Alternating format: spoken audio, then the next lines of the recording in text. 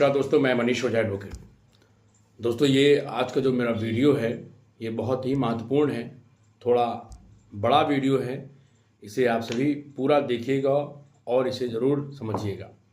मामला general category की सीटों से संबंधित है, जिसमें सुप्रीम कोर्ट ने कहा कि आरक्षित श्रेणी कोई कोटा नहीं, जनरल कैटेगरी पर SC, ST और OBC का भी अधिकार। यह सुप्रीम कोर्ट ने बड़ा फैसला दिया है। सुप्रीम कोर्ट ने आरक्षण और सरकारी भर्ती से जुड़े अहम मुद्दों पर स्पष्ट फैसला सुनाया है। अदालत ने योग्यता को चयन का मुख्य आधार बताते हुए कहा कि सामान्य कटऑफ से ज़्यादा अंक लाने वाले आरक्षित वर्ग के उम्मीदवारों को जनरल कैटेगरी में माना जाएगा। दोस्तों, ध्यान से आप इस वीडियो को समझिएगा, ये सारी चीज़ें क्लियर हो जाएंगी। सुप्रीम कोर्ट ने आरक्षण और भर्ती प्रक्रिया से जुड़े एक महत्वपूर्ण मामले में बड़ा स्पष्ट फैसला सुनाया है। कोर्ट ने कहा कि अगर रिजर्व कैटेगरी का कोई उम्मीदवार सामान्य कैटेगरी के कटऑफ से अधिक अंक लाता है तो उसे जनरल कैटेगरी का उम्मीदवार माना जाएगा। यह फैसला न केवल सरकारी भर्तियों में योग्यता की भूमिका को मजबूत करता है, बल्कि आरक्षण की मूल भावना को भी स्पष्ट करता है। इसके साथ ही सुप्रीम कोर्ट ने भर्ती नियम तय करने के राज्य सरकार के अधिकारों को भी दोहराया है। सुप्रीम कोर्ट की 2 सदस्यीय पीठ, जिसमें जस्टिस MM सुंदरेश और जस्टिस सतीश चंद्र शर्मा शामिल थे, उन्होंने स्पष्ट शब्दों में कहा कि अगर अनुसूचित जाति यानी SC और ST, अनुसूचित जाति और अनुसूचित जनजाति या फिर OBC अन्य पिछड़ा वर्ग का कोई उम्मीदवार बिना किसी तरह की छूट या रियायत लिए सामान्य कैटेगरी के उम्मीदवारों से बेहतर प्रदर्शन करता है तो उसे सामान्य श्रेणी का ही कैंडिडेट माना जाएगा। ऐसे उम्मीदवार को अनरिजर्व सीटों पर नियुक्त किया जाना संविधान के अनुच्छेद 14 और 16 से संबंधित है। अदालत ने कहा कि अनरिजर्व कैटेगरी का कोई कोटा नहीं है, बल्कि यह एक खुला मंच है जहां योग्यता के आधार पर सभी वर्गों के उम्मीदवारों को अवसर मिल सकता है। पीठ ने अपने फैसले में कहा कि यह व्यवस्था संविधान के अनुच्छेद 14 और अनुच्छेद 16 की भावना के अनुरूप है।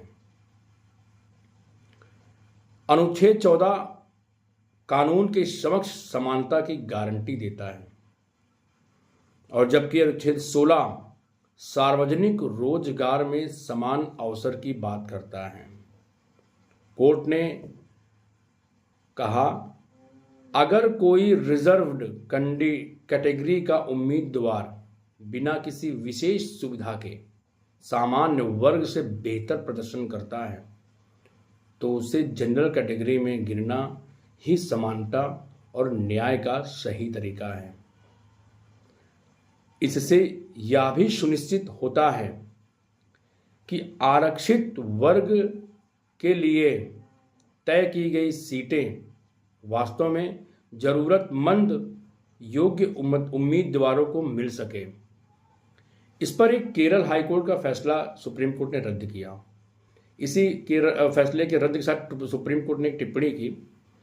सुप्रीम कोर्ट ने जो केरल हाईकोर्ट का फैसला रद्द कर दिया था, मामला केरल हाईकोर्ट ने एयरपोर्ट अथॉरिटी ऑफ इंडिया को निर्देश दिया था कि वह एक मेधावी आरक्षित वर्ग के उम्मीदवार को सामान्य श्रेणी की लिस्ट से हटाकर उसकी जगह एक अनारक्षित वर्ग के उम्मीदवार को नियुक्त करे। हाईकोर्ट का मानना था कि आरक्षित वर्ग के उम्मीदवारों को अनारक्षित लिस्ट में शामिल करना गलत है, लेकिन सुप्रीम कोर्ट ने इस सोच को असंवैधानिक करार देते हुए कहा कि योग्यता के आधार पर चयन में वर्ग का बंधन नहीं लगाया जा सकता। आरक्षण रोस्टर का उद्देश्य क्या है? अदालत ने आरक्षण रोस्टर को लेकर अहम टिप्पणी की, जिसपे सुप्रीम कोर्ट ने स्पष्ट किया कि आरक्षण रोस्टर का उपयोग चयन करने के लिए बल्कि केवल यह तय करने के लिए किया जाता है कि भर्ती विज्ञापन में कितनी सीटें किस श्रेणी के लिए आरक्षित होंगी। हालांकि रोस्टर यह तय करने में मदद करता है कि किसी विशेष श्रेणी का कोटा भर चुका है या नहीं। अगर किसी कैटेगरी के सभी आरक्षित पद योग्य उम्मीदवारों द्वारा भर लिए जाते हैं तो उस श्रेणी के अतिरिक्त उम्मीदवारों को नियुक्ति का दावा नहीं मिल सकता।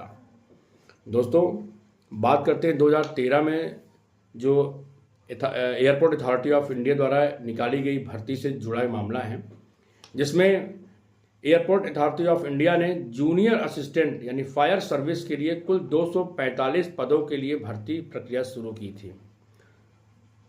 चयन के बाद 122 अनरिजर्व्ड यानी आरक्षित पदों पर सामान्य वर्ग के उम्मीदवारों के साथ साथ ओबीसी, एससी और एसटी वर्ग के ऐसे उम्मीदवारों को चुना गया था जिन्होंने जनरल कैटेगरी कट ऑफ से ज़्यादा अंक हासिल किए थे। इसी लिस्ट में शामिल उम्मीदवारों को लेकर विवाद खड़ा हुआ। वेटिंग लिस्ट के उम्मीदवार को चुनौती दी गई।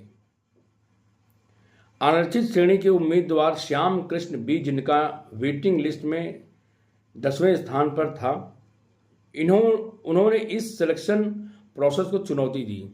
उनका यह तर्क था कि आरक्षित वर्ग के उम्मीदवारों को अनारक्षित सीटों पर शामिल करके सामान्य वर्ग के उम्मीदवारों के अधिकारों का हनन किया गया है। दोस्तों, सुप्रीम कोर्ट ने इस दलील को खारिज कर दिया और कहा कि योग्यता के आधार पर चयन पूरी तरह संवैधानिक और इसमें किसी प्रकार का अन्याय नहीं हुआ है। दोस्तों, ये सुप्रीम कोर्ट का ने अभी फैसला दिया है, महत्वपूर्ण जजमेंट है। अगर आपको कोई भी इसमें राय या सलाह चाहिए तो आप मुझे कमेंट बॉक्स में मैसेज कर सकते हैं, पूरा समाधान आपका होगा। धन्यवाद।